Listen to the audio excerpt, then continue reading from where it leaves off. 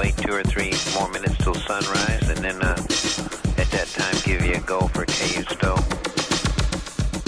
Music. With mission last time of 7 days, 13 hours, and 17 minutes. This is Mission Control Houston. Music. Non-stop. The Mir space station is now visible on the far left-hand side of the screen, about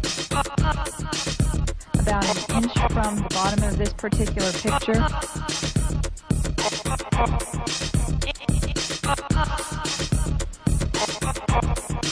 Okay, the Mir space station is the small flashing light in the center, about an inch from the left-hand side of the screen. It's slowly...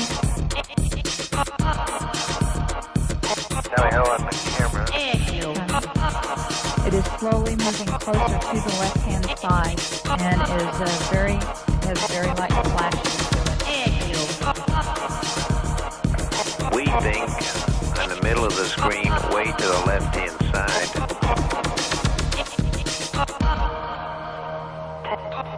We think you can see a flashing light just a little bit to the left of the center of the screen, very faint.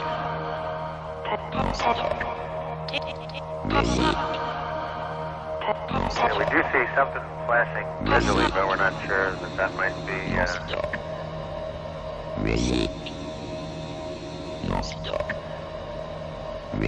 This is Mission Control Houston. Once again, we believe we were just able to spot the Mir spacecraft.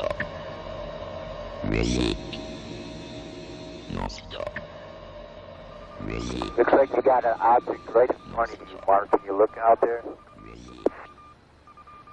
I'm not sure what you're talking about. Never mind.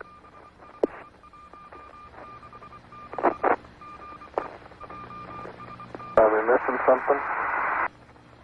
I don't see anything. Yeah, we think the camera filter came off, Mark. It's about your 10 o'clock, 11 o'clock going away. Don't worry about it.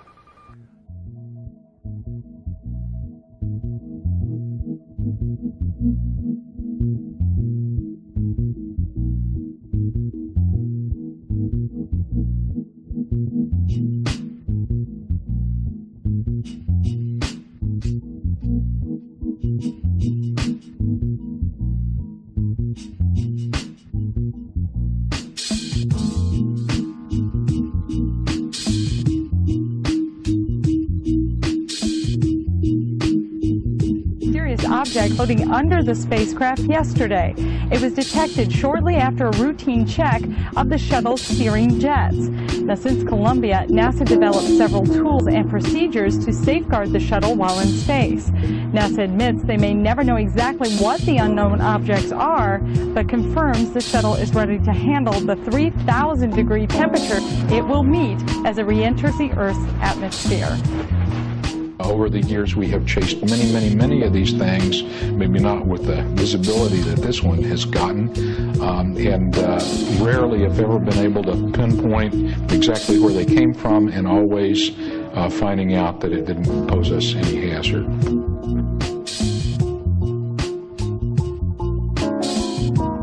I walked into the photo lab in the restricted area, and this was between missions.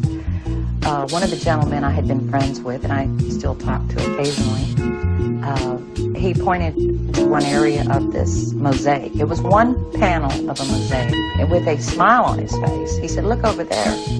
And I looked, and in one of the photo panels, I saw a round white dot.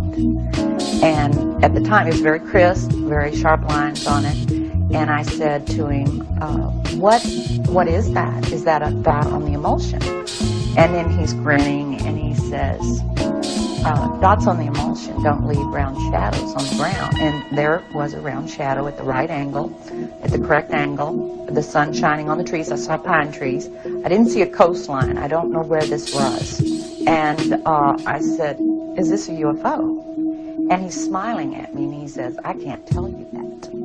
I can't tell you that." What I knew he meant was, it was, but he couldn't tell me. So I said, "What are you going to do with this information?" And he said, well, we always have to airbrush them out before we send them to the public.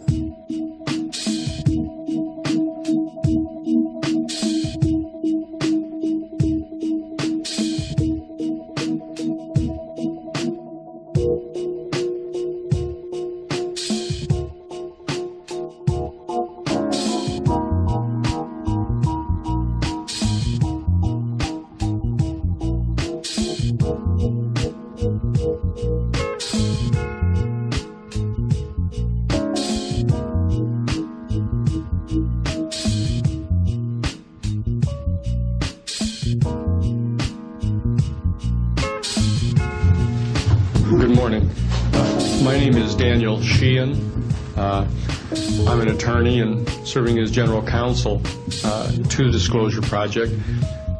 It was there in 1977 that I was contacted by Miss Marcia Smith, who was the director of the Science and Technology Division of the Congressional Research Service.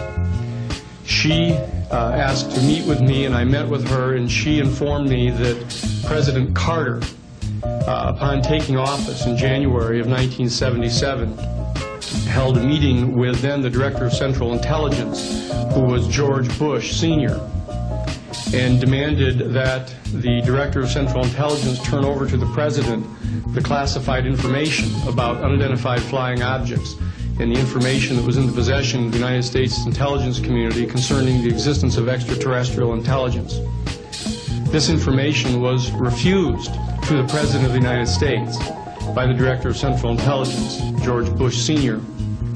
The Director insisted that the President, in order to have access to this information, needed to have clearance to contact the Congressional Research Service, to contact the United States House of Representatives Science and Technology Division, to have them undertake a process to declassify this information, because the DCI suspected that the President was preparing to reveal this information to the American public.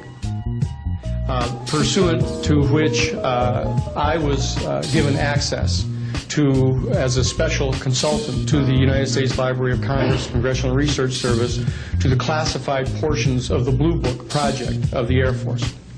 At that point, it was in 1977, approximately May of 1977, I went to the Madison building of the United States Library of Congress. There was no one in the building at that time. It was brand new. I was directed to a basement office where there were two guards at the door and a third sitting at the table, who took my identification, verified that I'd been designated as a special consultant to the Congressional Research Service of the United States Library of Congress, and was admitted to the room. I thereupon found photographs, some dozen photographs, of what is unquestionably an unidentified flying object on the ground that had crashed and plowed a furrow in a field of snow, and it was embedded in an embankment. There were United States Air Force personnel surrounding this craft, taking photographs of the craft. And one of the photographs, I could see that there were some symbols on the side of the craft. And so I proceeded through the photographs and found a close-up photograph of these symbols. Reported this to them, was authorized at that time by the United States Jesuit headquarters to make a report to the National Council of Churches and to request that the entire 54 major religious denominations of our country undertake a major study of extraterrestrial intelligence, which they declined to do. I was subsequently asked to deliver a 3-hour closed-door seminar to the top 50 scientists of the Jet Propulsion Laboratory of SETI, the Search for Extraterrestrial Intelligence, which I did do in 1977.